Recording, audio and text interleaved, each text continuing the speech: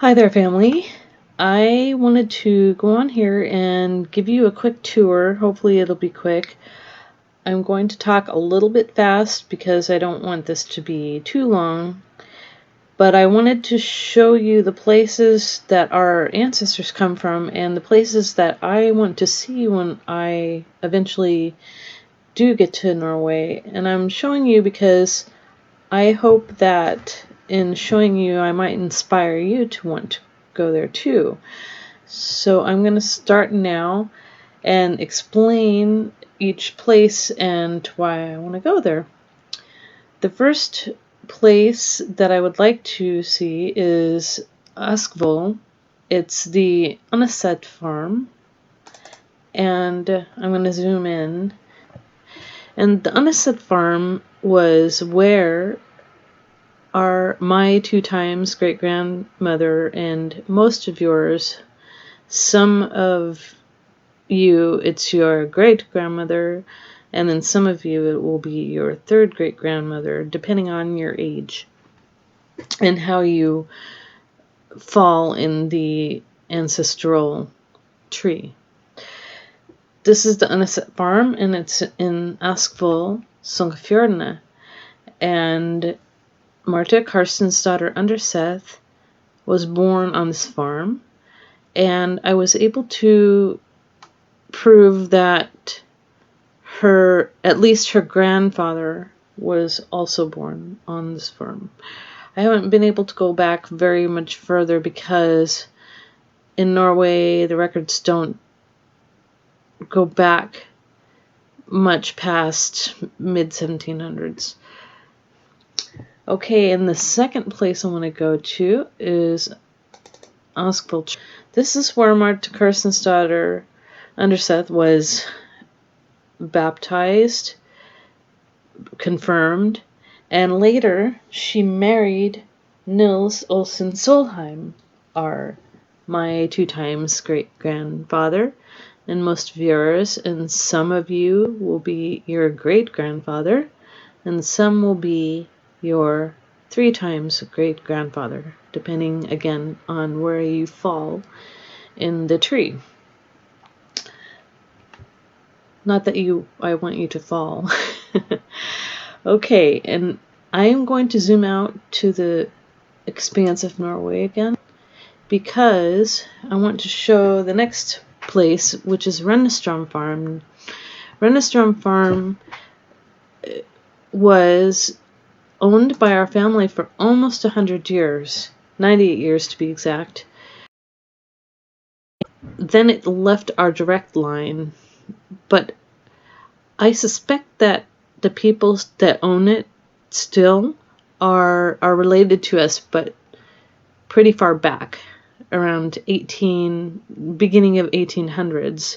It left our direct line in 1813, but before 1765 rather, it was one farm. I'm going to zoom in now on it. One farm, and then in 1765 it was split. So where this pin is farm number 1, and this is the farm that we retained. And then above that line between the 5 structures above it, north of it, the 5 structures north of it, well actually it's 6 if you follow that curly road, is farm number 2, and that was sold to another family. So we retained farm number 1 until 1813, but it still was in our family, just not in our direct line. Then the next farm I want to see is only 1 mile away from this, so I'm not going to zoom all the way out. And it was called Trollfalsen, and it means Troll Falls. And Nils Olsen Solheim's grandfather was born here. And he also had his son, or Nils's father, Ole Pedersen. So Petter Olsen was born on, actually, Petter Olsen was born on Renneström. That was Nils's grandfather. Petter Olsen had Ole Pettersen, and Ole Pettersen was born on Trollfasen. And when he got older, he moved back to Renneström because he was a farm. He was a watchmaker, watch repairman.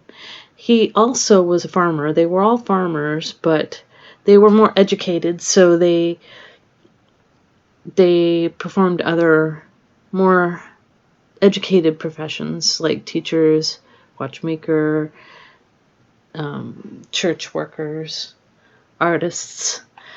And then the farm that I went to see is only 1.5 miles north of Trollfasen, and that is Solheim Farm. And this is where Nils Olsen Solheim was born, and from where we take our name. This farm is also referred to in books as Solem, S-O-L-E-M, and it means home of the sun or sunny home. I kind of like that. It's a positive meaning to the name. And Nils Olsen Solheim's mother was also born on this farm. Although her family also lived on a farm up here, right here, no, not that part, this one, called Leopold.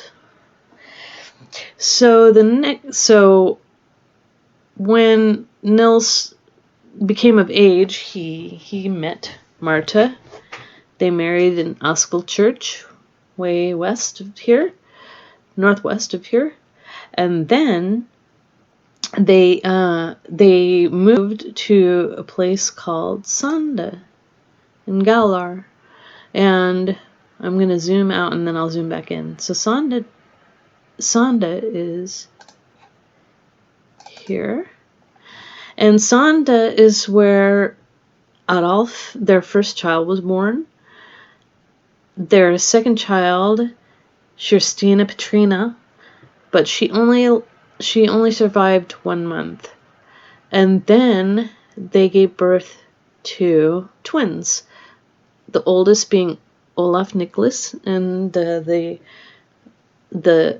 youngest being Karsten Martin. And they were all baptized in this church. Well, maybe they weren't confirmed in this church. No, they weren't. They were baptized in this church. And then Nils worked for the church. He was a kyrkosanger and a clerk, and he would record events for the priest in the books. He would perform services when the priest was unavailable, like baptisms or funerals or weddings. And because he was employed by the church provided him a residence in Diskia, and it's just right here with this pin. So the family lived in this residence here, Stia residence, and he worked in the church across the little river here. Okay, so after the birth of the twins, maybe, I'm not sure exactly why they moved, but they did move. The family moved, and probably Nils got another job in the church, or maybe he got a teaching opportunity, but he working in the church. They moved to Brekke. So I'm going to zoom back out to Norway, the full Norway. They ended up moving to Brekke in Gulen. And so Brekke Church is where my great-grandfather and the Browns' great-grandfather, Peter Olaus Solheim, was baptized, and where he was baptized there. They lived in a little farm called Rogaland, I think, but I'd have to look it up. But they didn't stay in Brecka very long. They ended up moving to Bergen when Peter was like maybe 7 months, 8 months at the most old. So I'm going to zoom back out. They went to Bergen.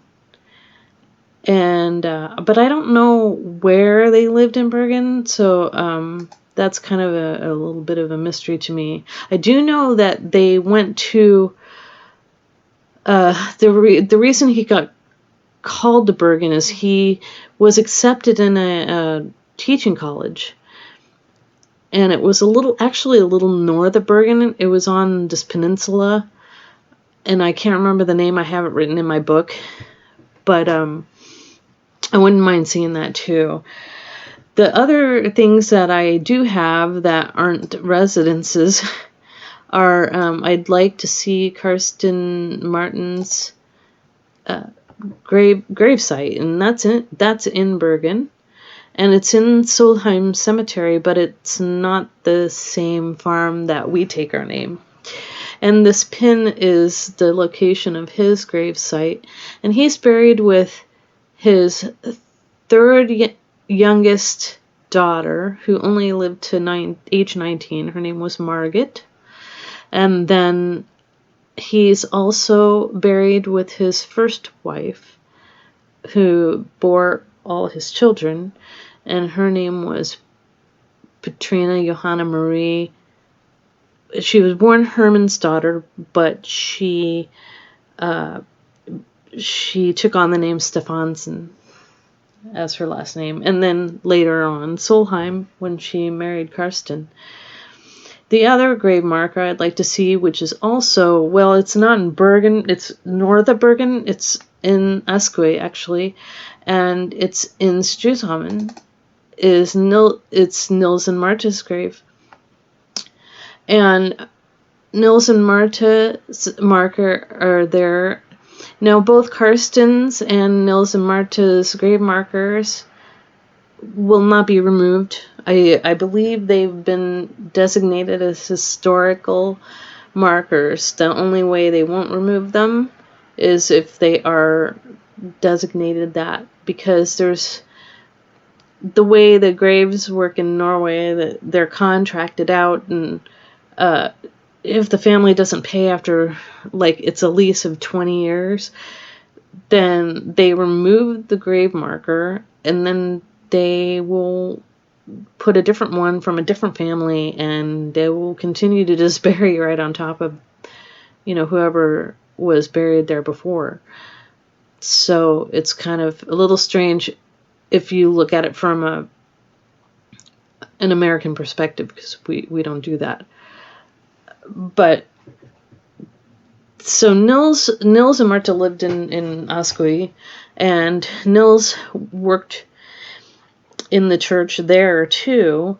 He was a klokker and a kyrkosanger, and he also performed the Bergen 1901 census. So he worked on that really hard. He wrote in a letter indicating that, which was really cool to read. And Strushamn Church is just right there. So where he's buried is the graveyard for the church.